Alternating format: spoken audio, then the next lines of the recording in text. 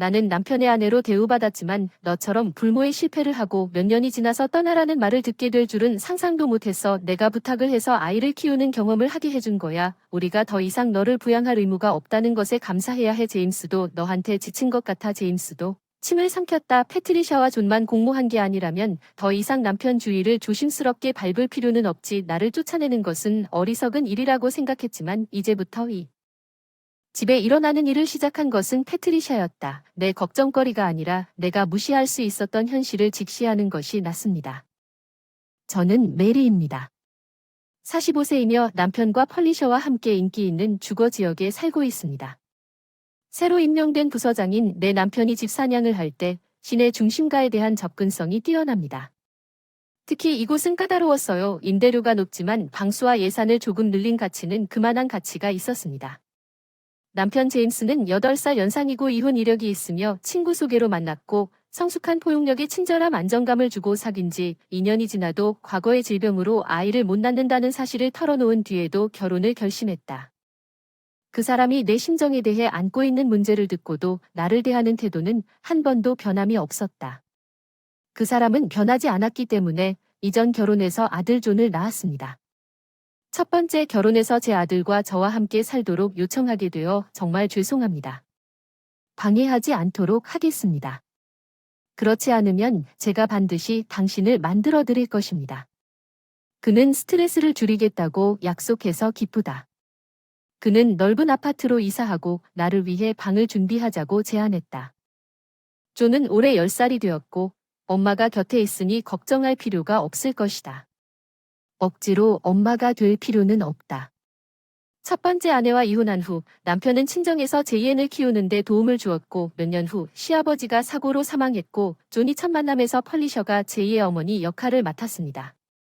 내 눈을 똑바로 쳐다보지 않는 게 수줍은 성격 탓인지 사춘기에 접어들고 있는 탓인지 나를 동거인으로 인정해주는 것만으로도 충분했다. 패트리샤는 결혼 축하하러 왔을 때 조용하고 우아한 사람이었다. 공손하게 동거하면 어떻게든 될 거라 믿게 만들었어요. 나는 평소대로 계속 식사를 준비할 거예요. 제임스가 늦게 집에 오니까 식사 시간이 맞지 않아도 괜찮아요. 메리 청소와 세탁을 잘 해주세요. 알겠습니다. 이후에 당신과 함께 일하기를 기대하고 있습니다. 결혼하기 나는 집안일을 분담하기 위해 약국 정규직에서 파트타임으로 전환했습니다. 늦게 일을 시작해서 오후 8시가 되어서야 집에 돌아왔습니다. 존 여름 전에 학교에서 운동회가 있는데 우리 결혼한 후 어느 날 다 같이 응원하러 가야 할까요? 한동안 어색함을 깨려고 했어요. 아직 멀었던 존과 존이 말을 찾기 위해 애쓰는 동안 펄리셔가 재빠르게 끼어들었고 우리는 제임즈 메리와 함께 학교 운동 경기에 갈 거야. 걱정할 필요는 없어. 펄리셔의 말을 오해하는 것 같았어. 나는 그녀가 배려하는 줄 알았어. 받아들일 수 있어. 퇴근하고 모두 같이 가자. 괜찮아. 너는? 제임즈의 아내이고 존의 가족은 항상 나와 제임즈였어. 나는 밤에 남편과 그것에 대해 이야기했을 때 그녀의 말에 약간 충격을 받지 않았습니다. 그는 엄마가 항상 존을 소중히 여겼다고 말했습니다. 당신이 그 사람을 그녀에게서 빼앗아 간다고 생각해요. 결국 그녀에게 얘기할게요. 저는 엄마로서 학교 스포츠 행사에 참석하기 시작했지만 존과 제가 혼자인 시간은 그런 행사를 제외하고는 거의 없었습니다.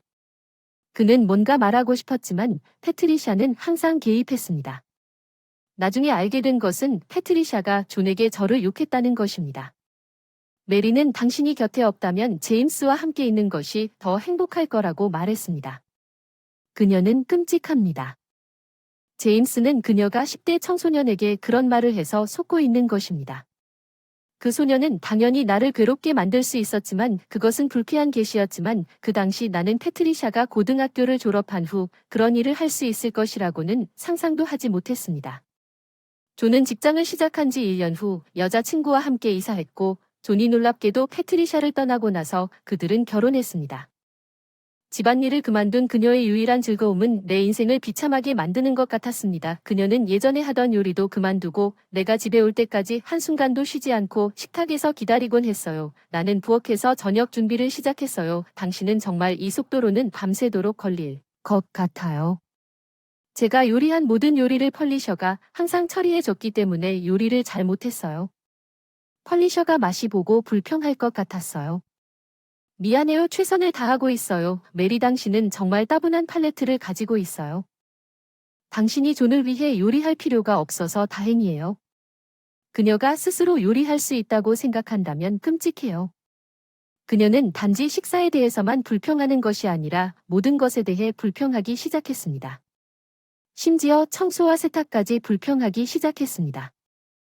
그녀는 한 번도 진공청소기 구석구석에 주름이 왜 이렇게 많은지 언급하지 않았는데 넌 정말 모든 일에 절망적이야. 부모님이 아무것도 가르쳐주지 않았어. 패트리샤는 나를 보며 한숨을 쉬었고 나는 그녀가 내 가족을 모욕하면서 좌절감에 주먹을 꽉 쥐었다. 내가 어떻게 제임스를 설득했는지는 모르겠지만 여자로서 내가 얼마나 매력적인지 모르겠어.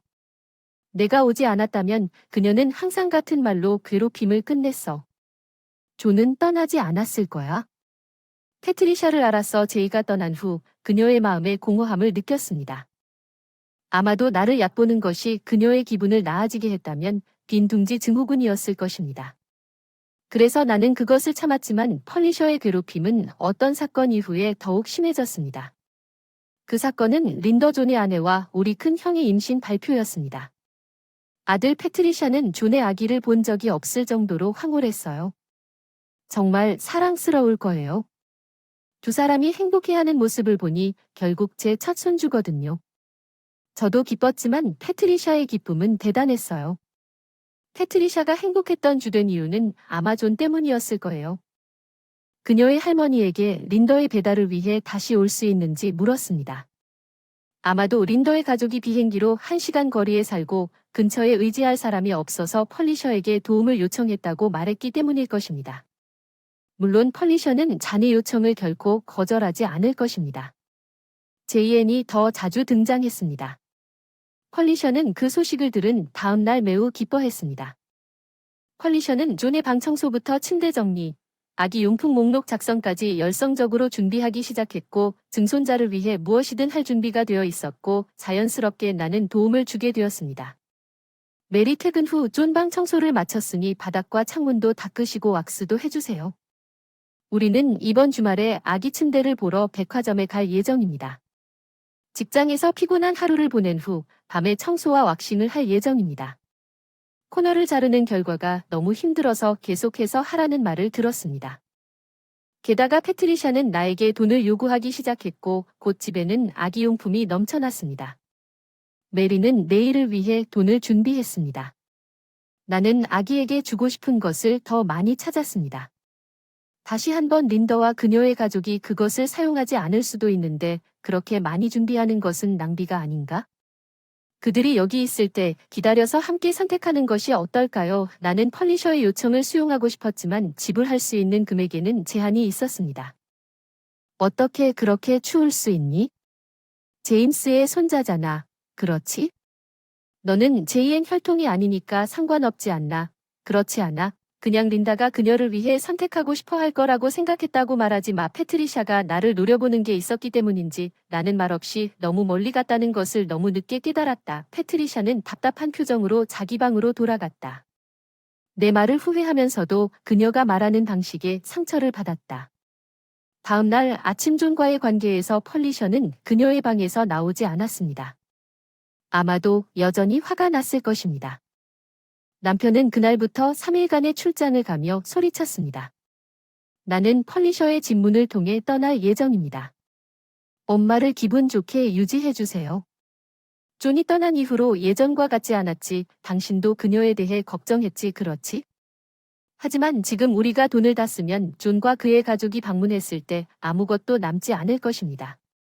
남편은 즉시 짜증이 난 표정을 지었습니다. 내 수입이 너무 낮다는 겁니까? 아니 그게 아니라 내 말은 남편이 더 이상 말하지 않고 떠나는 것이 기분 나빴다. 내 돈 문제는 내가 돈 관리를 했기 때문에 항상 이렇게 끝났다. 나는 걱정할 이유가 있었다고 생각하지 않을 수 없었다. 우리는 결혼한 지 13년째다. 남편은 아무것도 원하지 않고 편안한 생활을 제공했습니다. 메리는 당신이 벌어들인 돈을 당신이 스스로 사용할 수 있다고 남편은 말했습니다. 그래서 계좌가 내 이름으로 되어 있었지만 용돈을 제외한 모든 것을 저축했습니다. 나는 그것을 우리의 공유 재산으로 간주했지만 그의 회사 실적은 감소했고 그의 월급은 지난 5년 동안 우리가 처음 결혼했을 때의 3분의 1로 떨어졌습니다. 회사의 미래에 대한 불확실성이 있었지만 그는 이직을 고려하지 않는 것 같았습니다. 아마도 그는 자신의 직위를 포기하고 싶지 않았을 것입니다. 특히 패트리샤 앞의 부서장은 현재 내가 집세를 내고 생활비를 그 사람이 부담합니다. 그날 남편의 자존심을 보호하기 위해 패트리샤에게 이 사실을 비밀로 했습니다. 집에 돌아왔을 때 패트리샤에게 사과하기 위해 일찍 퇴근했습니다. 패트리샤는 이미 앉아 있었습니다. 식탁에서 나를 기다리고 있던 패트리샤, 어제 너무 무리해서 미안해. 패트리샤는 내 사과에 응답하지 않고 오히려 충격적인 말을 했고, 존과 린다가 출산을 위해 다시 돌아올 테니 떠나라. 패트리샤는 차가운 목소리로 말했다. 우리 큰아들과 그의 아내가 3일 후에 돌아옵니다. 나는 혼란스럽고 어리둥절합니다. 그녀가 계속해서 들었습니다. 당신은 더 이상 엄마로서 필요하지 않습니다. 당신은 당신의 목적을 달성했습니다. 존과 그의 가족은 여기서 살 것입니다. 이제 내일이면 떠날 것입니다.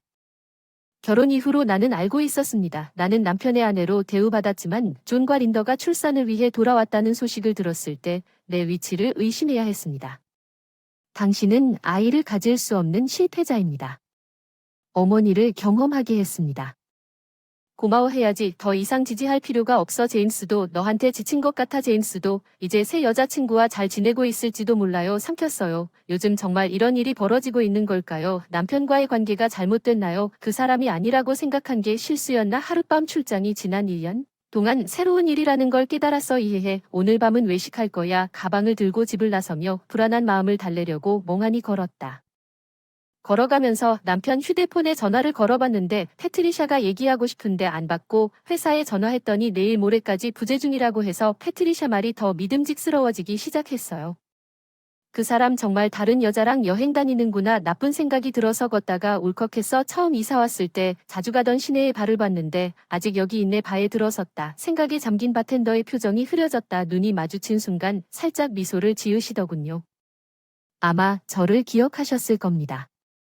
주인님. 8년 정도 됐네요. 여기 남편과 자주 오곤 했는데요. 내 기억이 나네요. 정말 웃지 않을 수 없었습니다. 동시에 안식 맥주랑 닭날개 먹을게요. 주인님은 항상 예전과 변함없이 말수가 적은 분이셨어요. 휴대폰을 꺼내보니 화면이 켜졌네요. 존이 어른이 되었을 때 찍은 사진이에요. 우리 셋 다 같이 고른 슬림수트 잘 어울리네요. 가족끼리 더 친해지고 싶었는데 사진 보니 술집 직원이 가져온 맥주와 닭날개는 시원한 맥주를 마시며 정신적 피로를 씻어주는 것 같았어요. 내일 다음날 이사 서비스를 검색하다가 하나를 찾았습니다. 불필요한 물건을 구매하는 회사도 찾아보고 2개를 즐겨찾기에 저장했습니다. 휴대전화 화면의 배경화면을 바꾸니 왠지 머리가 맑아졌습니다. 맥주와 닭날개가 유난히 맛있었어요. 가기로 했어요. 집에 가서 생각을 하다가 발을 나갈 때 실례합니다. 뒤에서 누군가가 불렀습니다. 뒤를 돌아보니 바직원이 나를 향해 달려오는 것이 당신이 제임스의 아내입니까? 당신의 휴대폰 화면을 봤습니다. 예, 저는 신이 개입한 것 같은 느낌이 들었습니다. 제임스 우리 직원 중 한 명인 엘리자베스와 바람을 피우고 있습니다. 그녀의 젊은 정의감이 뚜렷했기 때문에 주인이 그런 표정을 지었습니다. 남편은 여전히 바에 자주 드나 들었습니다. 지금은 엘리자베스와 관련되어 있습니다. 그들은 조용할 때 항상 이야기를 나누고 떠날 때 함께 떠납니다. 반은 닫히고 그들은 항상 함께 있고 정말 소름 끼치네요. 나는 그녀에게 씁쓸한 미소를 지을 수밖에 없었습니다. 프랭 어피니언, 우리는 연락처 정보를 교환했습니다. 무슨 일이 생기면 연락할 것입니다. 그녀의 말이 고립된 상황에서 생명선처럼 느껴졌습니다. 와트. 패트리샤가 한 말은 사실이었다. 머리를 비운 뒤에는 슬픔보다 분노가 더 치솟기 시작했다.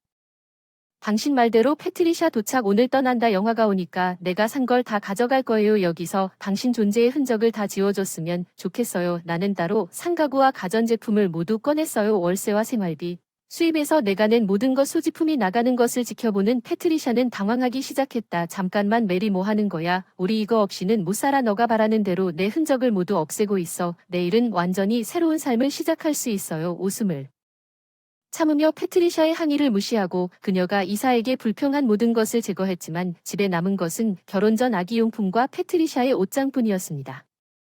안녕 패트리샤. 나 자신의 흔적이 남지 않았기 때문에 제임스와 존과 함께 행복하게 살아. 패트리샤는 깜짝 놀라 자리에 앉았습니다. 나는 열쇠를 두고 아파트에서 나갔습니다. 나는 내 소지품을 일시적으로 보관하고 한 동료의 집에 잠시 머물기로 결정했습니다. 성취감을 느끼며 아주 잘 잤습니다.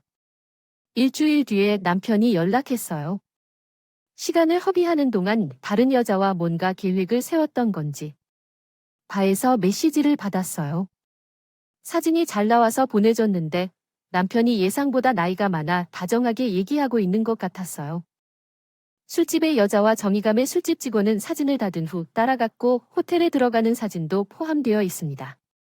남편에 대한 남은 감정이 사라져서 지금도 불륜을 계속하고 있는 것 같습니다.